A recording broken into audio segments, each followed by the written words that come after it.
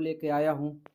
अभी जो हमारा पिछला वीडियो आया था माय डियर स्टूडेंट, उसमें हमने आपको जो तीसरा चैप्टर हमारा चल रहा था यानी विभि विश्लेषण बोले, विभि विश्लेषण वाले चैप्टर में हमने आपको जैसे मूल राशि, मूल मूल मात्रक, व्युत्पन्न मूल मात्रक, ये शायद हमारी व्युत्पन्न राशि, ये दो तीन चीजें हमारी कंप्लीटेड हो चुकी थी। ठीक है माय डियर स्टूडेंट, हमारी जो पिछला वीडियो आया था उसमें हमने आपकी दो तीन चीजें कंप्लीट हो चुकी थी।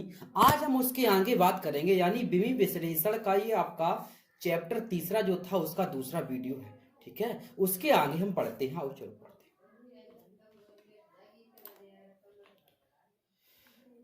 हमने आपको माय डियर स्टूडेंट उस वीडियो हमने आपको बता रखा था पूरक राशियां, सॉरी मूल राशियां और मूल मात्रक बता रखा था। माय डियर स्टूडेंट, हमने आपको बता रखा था मूल राशियां और मूल मात्रक। ठीक है, आज हम बताते हैं पूरक राशियां और पूरक मात्रक। तो सबसे पहले मेरी बात ध्यान समझना, जो हमने आपको वो 7 मूल राशि कितनी बताई थी माय डियर स्टूडेंट? 7 जो आपको हमने मूल राशि बताई थी वो आपकी 7 मूल राशि थी, 7 ही आपके मूल मात्रक थे। उनके अलावा भी 2 और राशियां होती हैं जिन्हें हम क्या कहते हैं? सप्लीमेंट्री क्वांटिटीज यानी या पूरक राशियां कहते हैं। क्या बताया हमने? 7 मूल राशि होती, उन मूल राशियों के अलावा भी 2 और राशियां होती हैं जिन्हें हम पूरक राशियां या सप्लीमेंट्री क्वांटिटीज कहते हैं। ठीक है, दो कौन कौन सी होती हैं? जो हमारी दो पूरक राशियां होती हैं वो कौन कौन सी होती हैं? देखो पहले ध्यान समझना, क्लियर। सबसे पहली माय डियर स्टूडेंट, सबसे पहली जो राशि होती वो पूरक राशि होती, वो आपकी होती है कोण। क्या होती है? कोण। तो हमारी पूरक राशियां 2 होती हैं, कोण और घनकोण, और इनके जो मात्रक होते वो होते रेडियन और स्टेरेडियन। यानी मेरे कहने का मतलब है हमारे पास दो पूरक राशियां होती, कौन कौन सी बताई? कोण और घनकोण। कोण और घनकोण 2 आपकी राशियां होती हैं। अब हम समझते हैं माय डियर स्टूडेंट, सबसे पहले हम समझते हैं कि कोण क्या है। ध्यान समझना। तो अगर हम माय डियर स्टूडेंट कोण की बात करें, जैसे नहीं आप लोगों ने देखा होगा त्रिभुज बनाते हैं, चतुर्भुज बनाते हैं, तो उसमें जो कोण बनता है, जैसे मान लो एक लाइन हमने ऐसी खींच दी और एक लाइन हमने ऐसी खींच दी, इसके ऊपर खींच दी, तो इन दोनों के बीच में ध्यान समझना, एक लाइन नीचे खींच दी, एक लाइन इसके ऊपर खींच दी, इन दोनों लाइनों के बीच में जो कोण बनता है, उस जो जगह बनती है, जो कोण बनता है, उसे हम कोण बेंत क्या कहते हैं? इसे कोण कहते हैं। खूब जानते होगे आप लोगों ने, मैथ में खूब पढ़ा होगा कि 30 अंश का कोण बनता है, 40 अंश का कोण बनता है, 60 अंश का, 70 अंश का पढ़े थे। वो आपके क्या थे? कोण थे। और कोण जो होता है माय डियर स्टूडेंट, कोण के वैसे 2 मात्रक होते। ध्यान समझना, कोण के कितने मात्रक होते? कोण के और भी हम 2 नहीं, कोण के बहुत सारे मात्रक हम कह सकते हैं। क्यों? क्योंकि आप लोग फर्स्ट ईयर में आ गए तो आपने कोण के 2-3 मात्रक पढ़ रखे होंगे। कैसे? त्रिकोणमिति पढ़े होंगे। जैसे एक आपने छोटे से आप पढ़ते आ रहे हो, जिसका एक मान था अंश, पढ़ा था, डिग्री जिसे बोलते हैं, डिग्री, अंश। तो एक कोण का मात्रक आपने अंश पढ़ा था। दूसरा आपने हाई स्कूल में पढ़ा होगा रेडियन पढ़ा था। क्या मात्रक पढ़ा था? रेडियन। दूसरा आपने जो मात्रक पढ़ा था कोण का, वो क्या पढ़ा था? रेडियन। ध्यान समझना। तो कोण जो होते हैं, कोण के आपने 2 मात्रक छोटे हाई स्कूल तक पढ़ रखी थी। कौन कौन से? अंश और रेडियन। और अभी आप हाई स्कूल में आए तो ग्रेड वगैरह और भी 1-2 मात्रक, सॉरी फर्स्ट ईयर में आ गए तो ग्रेड वगैरह और भी 1-2 मात्रक आप लोगों ने पढ़ रखे हैं। ठीक है, तो कोण के बहुत सारे मात्रक 3-4 होते हैं, लेकिन उनमें से पूरक मात्रक कौन सा होता है? वो होता है रेडियन। कौन सा होता है? रेडियन। जैसा कि आपको दिख रहा होगा, रेड कलर से लिखा है। जैसे ऐसा समझो, जैसे हमने आपको मूल राशि पढ़ाई थी माय डियर स्टूडेंट, हमने आपको जब मूल राशियां पढ़ाई थी तो मूल राशियां में आपको हमने बताया था कि लंबाई के बहुत सारे मात्रक होते हैं। जैसे मीटर, लंबाई को हम मीटर भी नाप सकते, किलोमीटर भी नाप सकते, सेंटीमीटर भी नाप सकते, इंच में भी नाप सकते, फुट में भी नाप सकते, बहुत सारी चीजों में नाप सकते। लेकिन उनमें से जो मूल मात्रक था वो क्या था? मीटर था। यानी नाप तो बहुत सारी चीजों में सकते हैं, लेकिन उसमें जो मूल मात्रक था वो क्या था? मीटर। क्या था? मीटर। ठीक है, उनमें से आपका मूल मात्रक जो था वो क्या था? आपका मीटर था। ठीक है, इसी प्रकार कोण के भी हमारे कौन कौन सी मात्रक हो सकते हैं? कोण का मात्रक अंश भी हो सकता है, रेडियन भी हो सकता है, ग्रेड भी हो सकता है, लेकिन इन सभी में मूल मात्रक कौन होता है, सॉरी पूरक मात्रक कौन होता है? तो अब याद रखेंगे, कोण का जो पूरक मात्रक होता है वो आपका होता है रेडियन। कौन सा होता है? रेडियन। ध्यान समझना माय डियर स्टूडेंट, कोण का जो मात्रक होता है वो रेडियन होता है। जो बायो वाले बच्चे होंगे उन्हें थोड़ा सा नहीं पता होगा तो देख लें, हम सभी को बता रहे, सब लोग देख लें। जैसे आपने देखा होगा, जैसे आपने 9-10 में पढ़ा होगा कि थीटा की वैल्यू हमें दे दी 30 अंश। पढ़ा था? 9 में पढ़ा होगा आप लोगों ने? 9 में पढ़ा होगा। जैसे मान लो उसने कह दिया हमें थीटा की वैल्यू कितनी दे दी? 30 अंश। थोड़ा कलर चेंज कर लें। देखो तो थीटा जो दिया, थीटा की वैल्यू हमें कितनी दी है? ध्यान समझना, थीटा की वैल्यू दी है हमें 30 अंश। ठीक है, थीटा की वैल्यू 30 अंश दी है। अगर हम पूछा ये जो थीटा का मान 30 अंश दिया है ये किस में दिया है, तो आपका आंसर होगा ये जो 30 अंश मान है तो ये किस में आंसर है? ये आपका मान दिया अंश में। किस में दिया है? अंश में, क्योंकि हम इसको यही तो कहेंगे 30 अंश। और यदि कोई थीटा की वैल्यू ऐसे करके दे दी, थीटा बराबर 30 कर दिया, और 30 पहले देख लो इसको, थोड़ा सा हम बाद में बता रहे हैं। ठीक है, अगर कोई थीटा की वैल्यू ऐसे करके दे दी कि थीटा बराबर π/6, क्या दे दी? थीटा बराबर π/6 यानी π/6। अगर थीटा की वैल्यू π/6 दे दे तो आपसे कोई पूछे ये मान किस में दिया है, तो आप कहेंगे ये मान रेडियन में दिया। दोनों ही मान तो कोण के हैं और एक ही दोनों की वैल्यू होती है, लेकिन दोनों अलग अलग राशियों में, क्योंकि ये जो थीटा का मान है ये अंश में दिया है और ये जो थीटा का मान है ये किस में दिया है? ये आपका रेडियन में दिया। आपको माय डियर स्टूडेंट, आपको ये भी पता होगा कि हम अगर कोई मान हमें अंश में दिया, देखो जैसे हमने ये π/6 कैसे निकाला, ये देखो π/6 हमने कैसे निकाला। जैसे मान लो किसी आपसे कह दिया कि 30 अंश है, इसे रेडियन बदलो। 30 अंश था, इसे रेडियन बदलो, तो रेडियन हम कैसे बदलेंगे बताओ? तो रेडियन हम बदलेंगे π/180। कितने क्या करेंगे? π/180। तो इत करेंगे, क्या करेंगे? π/180 करेंगे। तो π/180 करेंगे तुम क्या करेंगे? 0 से 0 कैंसिल, और 3 से अगर काटेंगे इसको तो कितना आएगा? 3×6 18, कैंसिल हो गया। यानी आपका आंसर आ जाएगा π/6। कितना आंसर आ जाएगा? π/6। तो यहां से जो आपका आंसर आ गया, देखो यहां से आपका आंसर आ गया π/6। तो π/6 जो आंसर आ गया वो आपका किसका आ गया? क्लियर? ओके, कोई दिक्कत यहां तक? तो इसका मान π/6। ऐसे हम अंश में दी गई वैल्यू को रेडियन में बदल सकते हैं। यानी हम सिंपल सी भाषा में याद रख सकते हैं कि यदि कोई वैल्यू आपको रेडियन में दी गई, सॉरी अंश में दी गई है और उसे रेडियन बदलना है, मैथ वाले जानते होंगे, बायो वाले नहीं जानते होंगे। यदि कोई वैल्यू आपको अंश में दी गई और रेडियन बदलना है तो π/180 से गुणा कर देंगे और काट के जो भी हमारा आंसर निकलेगा वो हमारा आंसर निकल आएगा। सही कहा, π/180 से गुणा कर देंगे और जो भी हमारा आंसर होगा वो निकल आएगा। ठीक है, चलो आगे चलो। तो ये बताओ, यहां तक बात कोण समझ में आ गया? हमने क्या बताया? कोण हमने आपको क्लियर बता दिया। जैसे 2, 3, 4, 5 क्लास पढ़ा था, कोण बनता था 2। और अगर आप डेफिनेशन में कोई पूछे तो कह सकते हैं कोण हमेशा 2 सरल रेखाओं के बीच में बनता है। कोण कहां बनता है? तो याद रखना माय डियर स्टूडेंट, कोण हमेशा 2 सरल रेखाओं के बीच बनता है। एक रेखा ये हो गई सीधी और एक रेखा ये हो गई, इसके बीच में जो कोण बनता है वो हमारा क्या कहलाता है? वो हमारा कोण कहलाता है। इसके बीच में जो जगह बचती है वो कोण कहलाता है। ठीक है, तो कोण हमेशा 2 सरल रेखाओं के बीच बनता है। कोण 2 डायमेंशनल राशि है। 2 डायमेंशन समझते हो? 2 दिशा, जैसे एक्स अक्ष वाई अक्ष 2 अक्ष पड़े होंगे, तो 2 डायमेंशनल 2 दिशाओं की बनता है। ठीक है, तो कोण हमेशा 2 सरल रेखाओं से मिलकर बनता है। कोण बिल्कुल समझ में आ क्लियर? और इसका मात्रक क्या होता है? रेडियन होता है। ठीक है, अगर हम घनकोण की बात करें माय डियर स्टूडेंट, तो घनकोण क्या होता है? देखो ध्यान से, घनकोण ऐसे समझो, पहले समझना ध्यान से। जैसे मान लो आप लोगों ने देखा होगा बर्थडे वगैरह नहीं, हम लोग कैप लगाते हैं सर पे, और ऊपर यहाँ पर या होली वगैरह में देखी होगी कैप लगाते हैं और नीचे लगाते हैं ऊपर एकदम सुराई ऐसी पतली होती चली होती है। तो जो पतली चिलम ऐसी हो जाती है, तो चिलम ऐसी जहां हो जाती है लास्ट में जाकर के जहां बिल्कुल छोटी रह जाती है, वहां पर जो कोण बनता है अर्थात गोल कोण जो बनता है उसे हम क्या कहते हैं? उसे हम घनकोण कहते हैं। क्या कहते हैं माय डियर स्टूडेंट? घनकोण कहते हैं, क्योंकि घनकोण 3 डायमेंशनल है। याद रखना, कोण होता है 2 डायमेंशनल राशि है, घनकोण 3 डायमेंशनल राशि है। ठीक है। जैसे कोई कोल है, जैसे मैंने बताया आपको हैप्पी बर्थडे वाली है या होली वाली है या कोई कैप हो लंबी वाली, और उसके वहां पर देखो जो जहां पर चोंच ऐसी निकलती है कॉर्नर पे ऊपर जाकर के, तो गोल जो बिल्कुल छोटी सी रह जाती है वहां पर जो कोण बनता है वो क्या कहलाएगा? घन कोण कहलाएगा। ठीक है। जैसे और बताएं, जैसे मंदिर वगैरह में जाते हैं सुराई ऐसी नहीं बनती है, मंदिर के अंदर जाए अंदर देखा होगा बहुत सुराई ऐसी पतली चली जाती है, तो अंदर से ध्यान से देखा लास्ट में जाकर के जहां गोल दिखता है जहां, वो हमारा क्या बनाता है? घन कोण।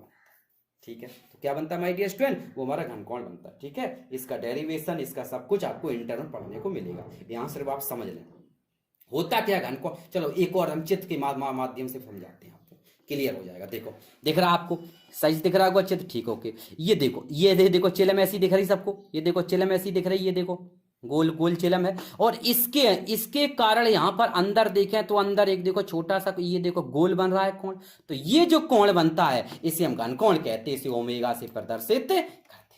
क्या बताया हमने? यहां पर जो कोण बनता है उसे हम घन कोण कहते हैं। अब तो क्लियर समझ में आ गया। ये देखो हमने क्या बताया, ये देखो चिलम ऐसी दिख रही, ये देखो है, ये देखो चिलम ऐसी है, ये गोल चिलम ऐसी है, तो इसके कारण यहां देखो गोल है, इसके कारण यहां इसके नीचे यहां पर एक कोण बन रहा है, ये देखो ये गोल कोण बन रहा है, तो यहां पर जो गोल कोण बन रहा है उसे हम घन कोण कहते हैं। और घन कोण का जो मात्रक होता है माय डियर स्टूडेंट, वो आपका स्टेरेडियन। तो ऐसा है, आप लोगों को क्लियर समझ में आया? कोण आप फिर सुन लो, कोण होती है 2 डायमेंशन राशि, घन कोण होती है 3 डायमेंशन राशि। कोण का मात्रक रेडियन और घन कोण का मात्रक स्टेरेडियन। कोण और घन कोण ये दोनों पूरक राशियां हैं, इनके पूरक मात्रक होते हैं रेडियन और स्टेरेडियन। बात क्लियर समझ में आई? ओके चलो आगे चलते, अगला स्टेप। अगली हम बात करते हैं माय डियर स्टूडेंट व्युत्पन्न राशि। ध्यान समझना, किन की बात करते हैं? व्युत्पन्न राशियों की। हमने आपको मूल राशि समझा दी, आप लोग मूल राशि समझ गए, मूल मात्रक समझ गए, व्युत्पन्न राशि समझ गए, व्युत्पन्न मात्रक समझ गए। अब बात आती है पूरक राशि या पूरक मात्रक। अब हम बात कर रहे हैं किसकी? हम बात कर रहे हैं पूरक नहीं व्युत्पन्न राशियों की। किसकी बात करें? व्युत्पन्न राशियों। तो व्युत्पन्न राशि और मूल राशि को माय डियर स्टूडेंट बिल्कुल सेम लर्न कर लो। जो मूल राशि की डेफिनेशन है वही व्युत्पन्न राशि की डेफिनेशन है, दोनों में एक चीज हटा दो। अगर नई शब्द लगाओगे तो बन जाएगी परिभाषा मूल राशि की, नई शब्द हटा लोगे तो परिभाषा बन जाएगी व्युत्पन्न राशि की। कितनी अच्छी डेफिनेशन है। क्या बताया? अगर आप नई शब्द को लगा देंगे, नई शब्द को लगाएंगे तो मूल राशि की परिभाषा बनेगी, और नई शब्द को हटा देंगे तो व्युत्पन्न राशि की परिभाषा बनेगी। कैसे? देखो, वे राशियां जो मूल राशि की सहायता से प्राप्त की जाती हैं व्युत्पन्न राशियां कहलाती हैं। देखो दिख रहा होगा सबको, दिख रहा है? वे राशियां, वे मतलब भौतिक की बात है, वे भौतिक राशियां जो मूल राशियों की सहायता से प्राप्त की जाती हैं व्युत्पन्न राशियां कहलाती हैं। वे भौतिक राशियां जो मूल राशि की सहायता से प्राप्त की जाती हैं व्युत्पन्न राशियां कहलाती हैं। और यहीं पर हमने आपको मूल राशि परिभाषा क्या बताई थी? वे भौतिक राशियां जो मूल राशि की सहायता से प्राप्त नहीं की जा सकती। नहीं समझो ना, नहीं की जा सकती। नहीं, यहां पर अगर आपने नहीं शब्द जोड़ दिया तो किसकी परिभाषा बन जाएगी? मूल राशि की। है बिल्कुल सिंपल सी। वे भौतिक राशियां जो मूल राशि की सहायता से प्राप्त की जाती हैं व्युत्पन्न राशियां कहलाती हैं। कैसे प्राप्त की जाती है ये देखो पहले है। जैसे माय डियर स्टूडेंट हम बात करते हैं चाल की, ध्यान समझना। माय डियर स्टूडेंट हम बात करते हैं चाल की, ठीक, चाल की बात कर रहे हैं तो सबको पता होगा चाल बराबर क्या होता है, फॉर्मूला बताओ पहले। सही नहीं बना, बताओ। अगर हम आपसे पूछें चाल का फॉर्मूला बताओ तो बताओ कौन बताएगा? चाल बराबर, हिंदी बताओ तो सब पता होगा। चाल बराबर होता है दूरी, चाल बराबर होता है दूरी बटे समय। क्या होता है फॉर्मूला? चाल बराबर दूरी बटे समय होता है। सब लोगों ने पढ़ा होगा, ये तो मैथ में पढ़ा होगा। क्या होता है फॉर्मूला? चाल बराबर दूरी बटे समय, पढ़ा है सबने। अब जरा माय डियर स्टूडेंट्स जरा ध्यान से देखना, हम जो बात बताना चाह रहे कि चाल बराबर दूरी बटे समय होता है। ओके, हमें चाल चाहिए, हाँ चाल बराबर दूरी बटे समय, हमें चाल चाहिए, फिर दूरी निकालेंगे और दूरी बटे समय। ध्यान समझना, दूरी क्या है? हम आपसे कहा एक बिंदु से दूसरे बिंदु के बीच की दूरी है, तो दूरी एक तरह की लंबाई है। ध्यान समझना, दूरी एक तरह की लंबाई है, हाँ समय एक तरह की, दूरी एक तरह की लंबाई है। यानी दूरी एक मूल राशि हुई। हमने बताया लंबाई एक मूल राशि है, दूरी है तो लंबाई, क्योंकि दूरी को भी मीटर नापेंगे, लंबाई को भी मीटर नापेंगे, तो फिर ये तो दूरी एक मूल राशि हुई। ठीक। और समय एक मूल राशि हुई। जब हमने दो मूल राशि को मिलाया, जब दो मूल राशि को हम मिलाएंगे तभी तो हमें चाल प्राप्त होगी। बात समझ में आई? फिर समझ लो, हमने क्या बताया, चाल बराबर दूरी बटे समय।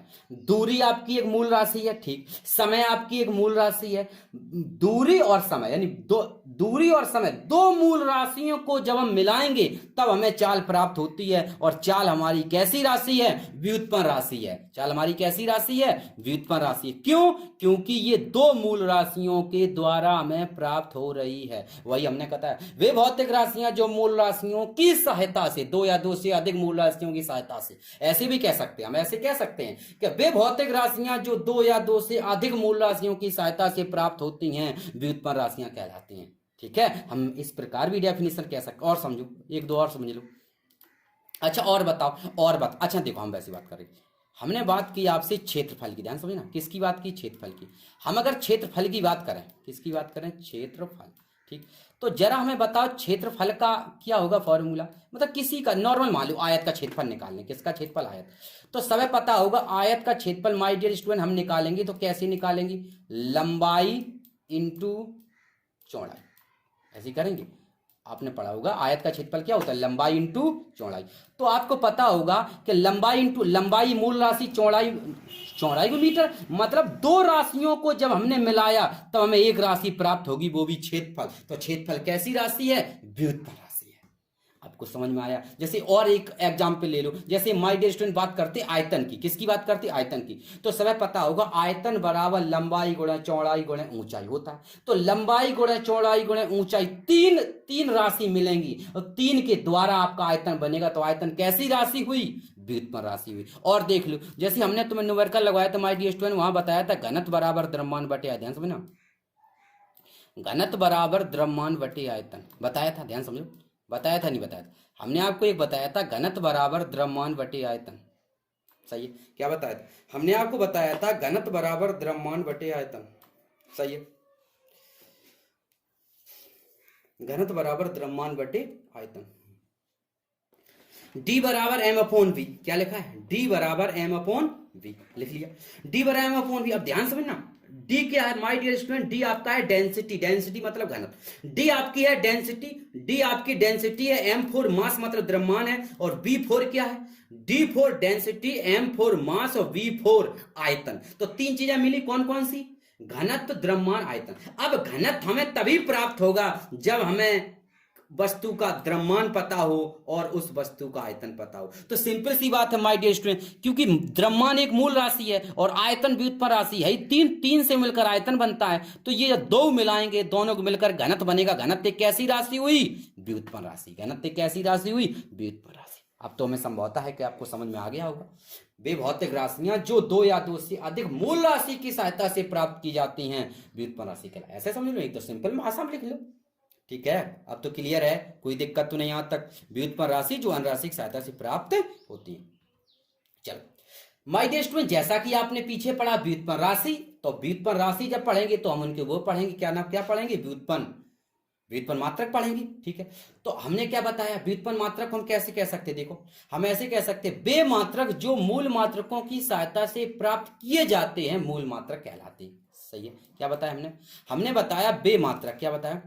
वे मात्रक जो मूल मात्रकों की सहायता से, वे मात्रक जो मूल मात्रकों की सहायता से प्राप्त किए जाते हैं मूल मात्रक कहलाते हैं। ठीक है, व्युत्पन्न मात्रक वो मात्रक होते हैं जो मूल राशियों, मूल मात्रकों के द्वारा इनको बताया जाता है, इनको डिनोटेड किया जाता है, इनको दर्शाया जाता है, इसलिए ये मात्रक व्युत्पन्न मात्रक कहलाते हैं। Is that clear? कौन सी मात्रक कहलाते हैं? व्युत्पन्न मात्रक कहलाते हैं। यहां से एक परिभाषा माय डियर स्टूडेंट आप चाहो तो एक और बता सकते हो इस पर आधार, कैसे?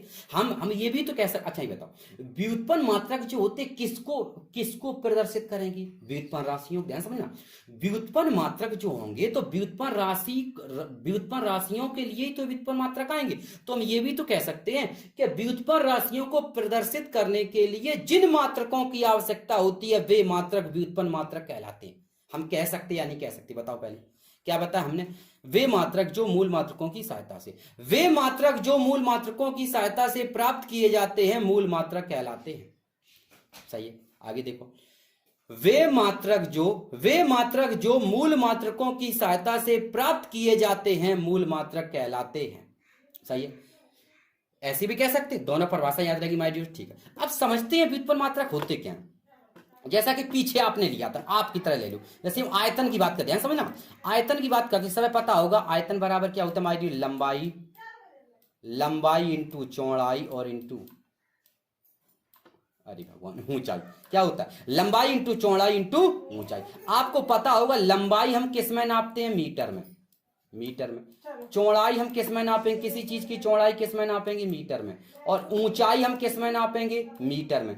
तीनों का अगर हम आपस में मल्टीप्लाई कर दें तो हमारा हो जाएगा मीटर की पावर 3। अब जरा ध्यान रखना, ये मीटर की पावर 3 यानी मीटर क्यू, ये किसका मात्रक है, तो ये आयतन का मात्रक है। किसका मात्रक है, ये आयतन का मात्रक है। यहां तक ये किसका मात्रक, ये आयतन का मात्रक। यहां तक इज दैट क्लियर, ओके, बिल्कुल बिल्कुल क्लियर होगा यहां तक, समझ में आ के नहीं आ गया। हमने क्या बताया, मात्रक जो होता है आयतन, जो आयतन होता है, आयतन का फॉर्मूला क्या होता है, लंबाई गुणा चौड़ाई गुणा ऊंचाई। लंबाई को मीटर में, चौड़ाई को मीटर में और ऊंचाई को मीटर में, तीनों का आपस में गुणा कर देंगे, हो जाएगा मीटर की पावर 3। यानी किसी चीज का आयतन जो होता है, आयतन एक व्युत्पन्न राशि है, अभी याद बताए तो पीछे, आयतन एक व्युत्पन्न राशि। अगर उसके मात्रक की बात करें तो आयतन का जो मात्रक होता है वो होता है मीटर क्यू। तो मीटर क्यू क्या है, व्युत्पन्न मात्रक। क्या है, मीटर क्या है, ये आपका व्युत्पन्न मात्रक। इज दैट क्लियर, यहां तक क्लियर है। चलो अब चलते हैं, अब एक हमने स्लाइड ले ली, ठीक है, इसमें हम आपको सारी क्लियर करा दें। सबसे पहले आपको लिखा होगा क्षेत्रफल, दिख रहा है सबको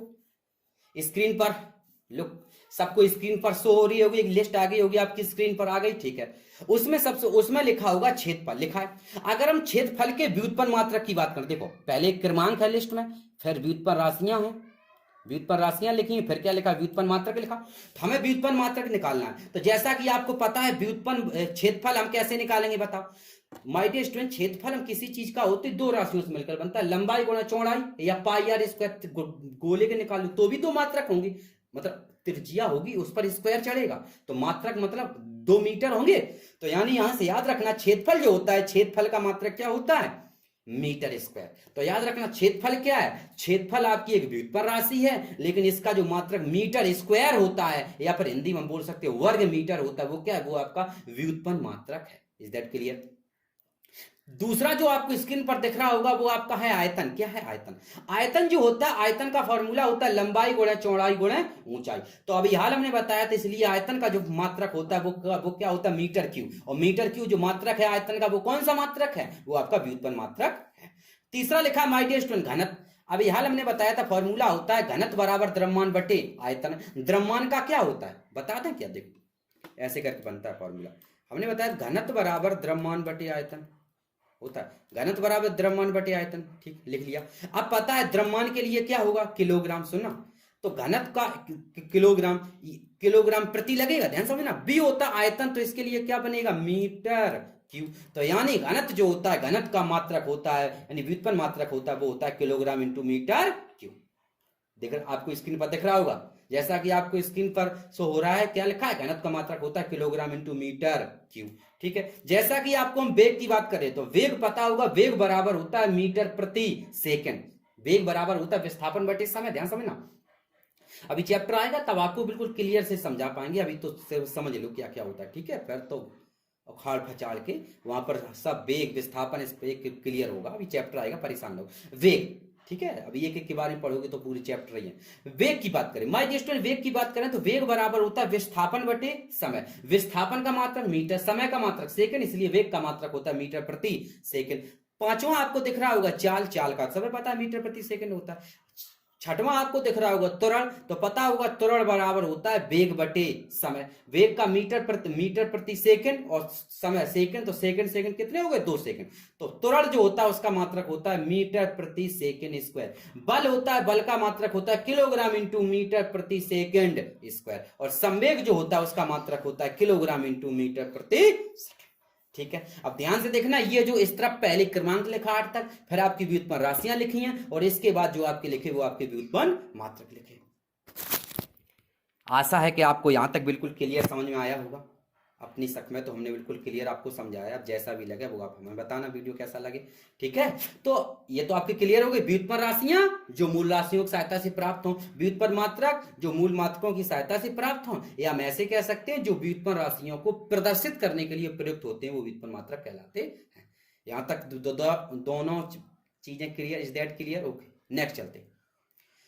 मात्रकों की पद्धति, ध्यान समझना, मात्रकों की पद्धति।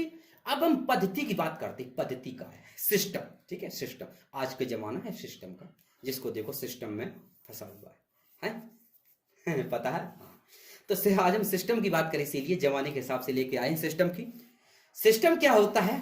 देखा होगा आपने, बहुत सारे बच्चे हैं, बहुत सारे कहते रहते हैं सिस्टम सिस्टम है। तो केमिस्ट्री में और पढ़ा होगा निकाय है, वहां उसका भी इंग्लिश, उसकी भी इंग्लिश सिस्टम ही होती है, ठीक है। तो मात्रकों की पद्धति यानी सिस्टम ऑफ यूनिट। बात ये थी माय डियर स्टूडेंट के बहुत सारी, जैसे हमने बताया लंबाई जो होती है, लंबाई के बहुत सारी मात्रक होते हैं, kilogram, metre, centimetre, inch, foot, बहुत सारे होते हैं, इंच, फुट हैं। तो इस प्रकार माइक्रो बहुत सारे होते हैं, इसलिए बहुत ज्यादा आदमी उसमें क्या ना हो जाए, ऐसे बोल सकते खो ना जाए, ऐसे बोल सकते खो ना जाए, या फिर वो बोल सकते हैं कोई ज्यादा उसको समझ, मतलब सभी लोग समझ लें, ऐसे समझ लो, मतलब बहुत सारे कंफ्यूज ना हो, जहां आप शब्द मिला मतलब आदमी कंफ्यूज ना हो जाए, इसलिए इन सभी को मिला करके मात्रक बनाए गए, और मात्रक तो बने ही थे, इसलिए पद्धति बनाएंगे। तो याद रखना, मात्रकों की 3 पद्धति प्रचलित हैं। मात्रकों की कितनी पद्धति बनाएंगी? 3। तो मात्रकों की 3 पद्धति आपकी प्रचलित है। कितनी पद्धति प्रचलित हैं? 3। तो मात्रकों की 3 पद्धति आपकी प्रचलित हैं। कहां? सारे संसार में, पूरे विश्व में 3 पद्धति प्रचलित हैं, ठीक है, हम लोग भी। लेकिन उन पद्धतियों में से हम एक पद्धति को इंटरनेशनल यानी एसआई पद्धति के नाम से जानते हैं, वो हम आपको बताएंगे। यानी अभी मेरे देश में, हम अपने देश की बात करें, ठीक है, अभी हम लोग 3 पद्धति प्रचलित हैं पूरे में, ठीक।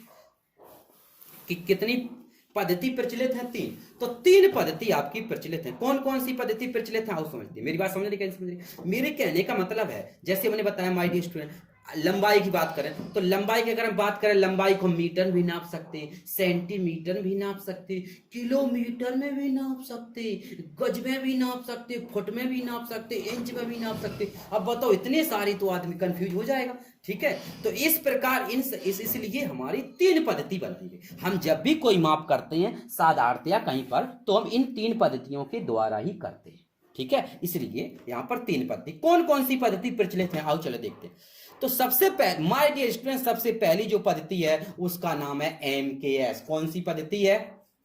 MKS, ध्यान समझना। सबसे पहली जो पद्धति है उसका नाम है MKS। इस पद्धति MKS पद्धति क्या है? देखो, अब देखो, MKS पद्धति है।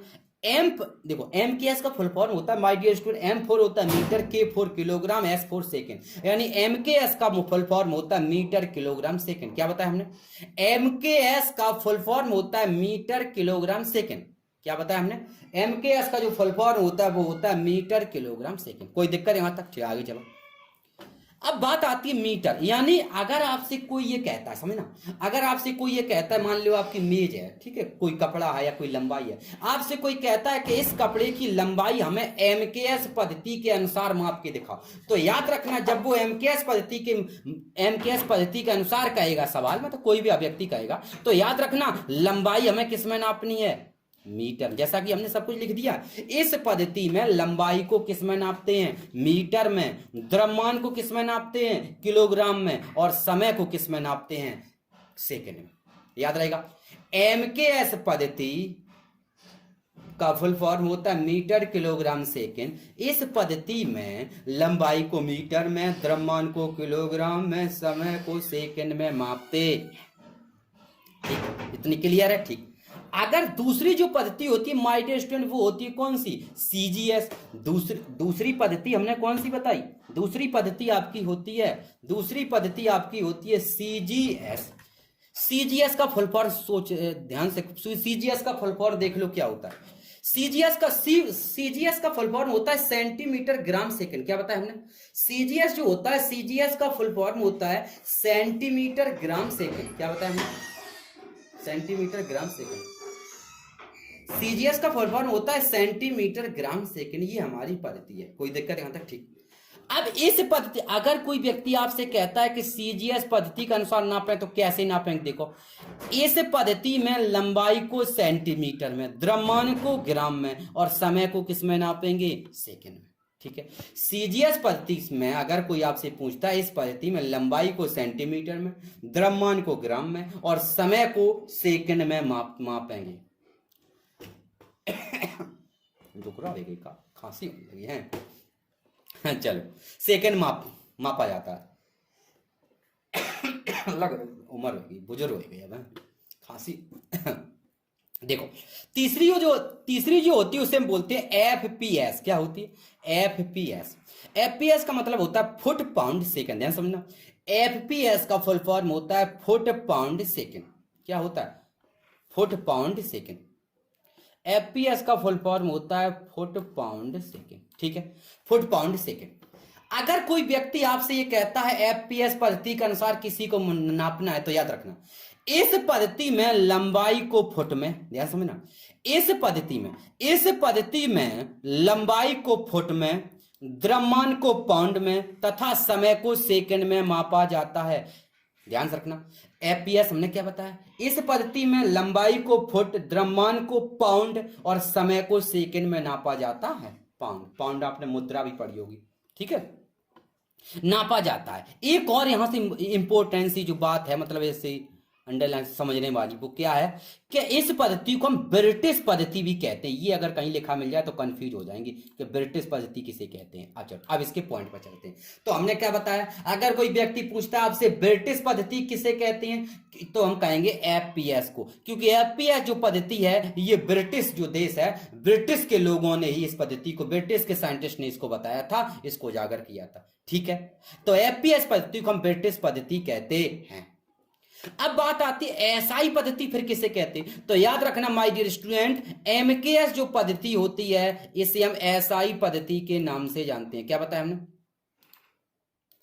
जो एमकेएस पद्धति होती है, क्या बताया हमने, एमकेएस, जो एमकेएस पद्धति होती है, एमकेएस पद्धति को हम एसआई पद्धति के नाम से जानते हैं। सही,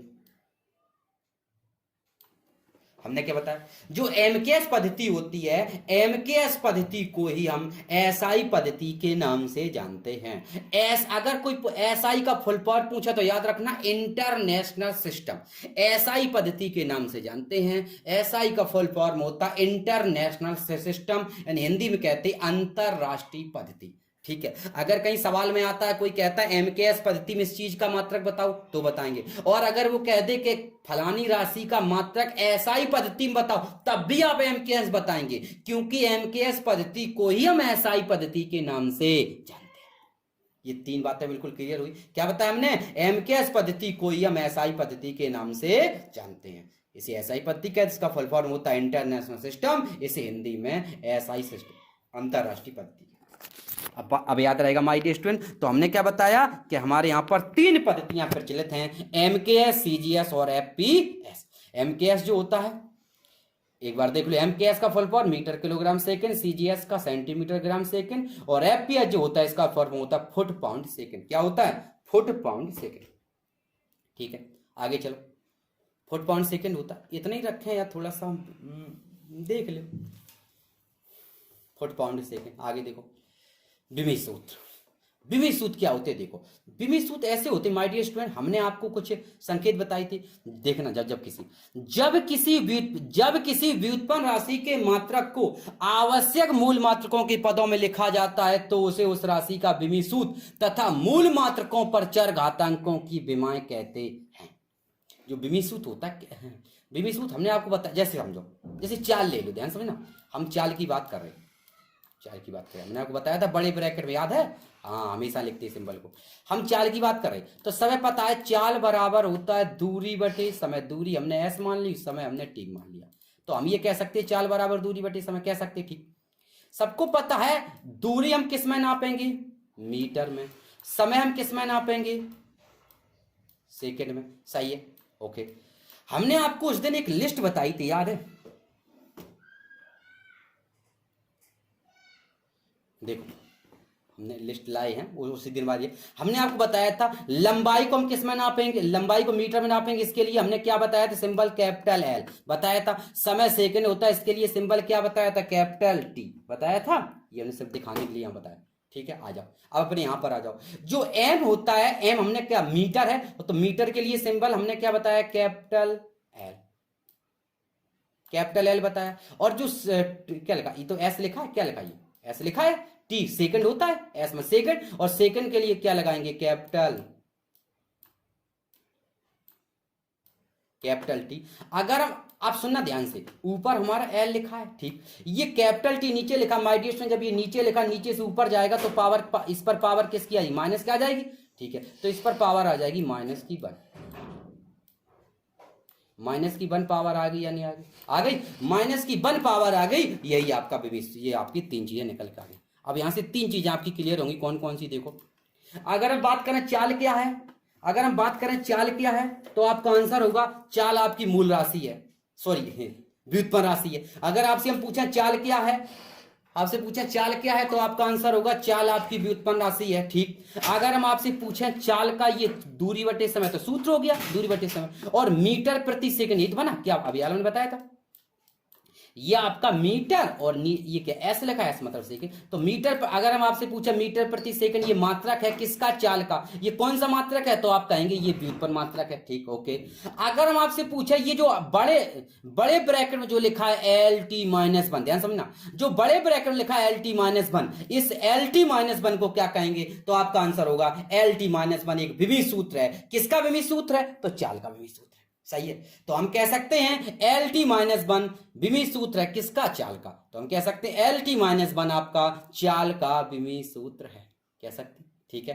क्या कह सकते हैं कि एल टी माइनस 1 आपका चाल का विभि सूत्र है, सही है। एल टी माइनस 1 आपके चाल का विभि सूत्र है, आप समझ गए। तो यही देखो हमने लिखा है, क्या लिखा, ध्यान समझना, जब किसी व्युत्पन्न राशि के मात्रक हो, तो देखो चाल आपकी व्युत्पन्न राशि, एक एक शब्द को देखो, बिल्कुल परिभाषा अपने आप समझ में आ जाएगी, याद करने की जरूरत नहीं है। जब किसी व्युत्पन्न राशि के मात्रक हो, तो चाल आपकी व्युत्पन्न राशि, ठीक। जब किसी व्युत्पन्न राशि के मात्रक को आवश्यक मूल मात्रकों के पदों में लिखा जाता है, हमने मीटर प्रति सेकंड के पदों में लिखा, तो मीटर प्रति सेकंड के पदों में ये व्युत्पन्न मात्रक है। और ये किसके पदों में है, तो आप कहेंगे ये मूल मात्रकों के पदों में लिखा, क्योंकि व्युत्पन्न मात्रक को मूल मात्रकों के पदों में ही तो शो करते हैं, सही है, ठीक। तो मूल मात्रकों के पदों में यहां तक हो गया, मूल मात्रकों के पदों में लिखा जाता है, तो उसे उस राशि का विभि सूत्र कहते हैं। ये बन गया, मूल मात्रकों के पदों में लिख दिया, विभि सूत्र बन गया ये हमारा, ठीक है। और इनके हमने सिंबल लगा दिए, लंबाई के लिए एल और सेकंड के लिए टी है, तो मूल मात्रकों पदों, ठीक, विभि सूत्र कहते हैं। तथा मूल मात्रकों पर चर घातांक विमाएं कहते हैं। देखो,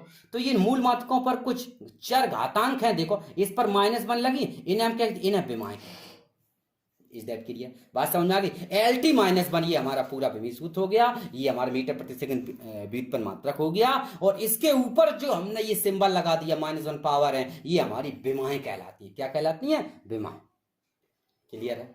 हमने आपको उस दिन बता रखा था, सारी चीजें बता रखी, ठीक है। चलो, तो अब जो हमने बस आज हमने थोड़ा सा बता दिया विभि सूत्र के बारे में, अब छोटी छोटी चीजें ये सब आपको याद रखनी है, ठीक है। अब चलेगा, अब हम विभि सूत्र के अंतर्गत अगले नेक्स्ट वीडियो में विभि सूत्र के बारे में देखेंगे। और अब आपका सिर्फ इतना कार्य है माय डियर स्टूडेंट, कि जितने भी आपको फिजिक्स या केमिस्ट्री, जितनी भी आपने राशि पढ़ रखी, चाल, दूरी, समय, घनत्व, वेग, सापेक्ष घनत्व, वेलोसिटी, दाब, कार, घन, संवेग, आवेग, तो इन सभी के सूत्र आप याद कर लें, ठीक है। क्यों, और जो आएंगे बताते रहेंगे, लेकिन जो आपने पढ़ रखे वो तो आप कंप्लीट कर लें, क्योंकि विभि सूत्र, बता दें एक और बात बता दें, विभि सूत्र माय डियर स्टूडेंट इसका कोई एरिया सीमित नहीं है, ठीक है। विभि सूत्र का एरिया सीमित मतलब ऐसा, क्योंकि जितने ज्यादा आप फॉर्मूला करेंगे विभि सूत्र सबका हो जाएगा। अभी आप इंटर पढ़ेंगे, बीएससी के फॉर्मूला, एमएस, जितने भी फॉर्मूला होंगे, तो विभि सूत्र सबका निकल सकता है। अब आप कहने लगो कि सर हमें वो वाले नहीं आते फॉर्मूला, हम विभि सूत्र नहीं निकाल पाते, तो विभि हमारा सिर्फ याद रखना माय डियर स्टूडेंट, आप इस चैप्टर में सिर्फ विभि सूत्र, आप इस चैप्टर में सिर्फ विभि सूत्र निकालना सीखेंगे, ठीक है। आप इस चैप्टर में सिर्फ आप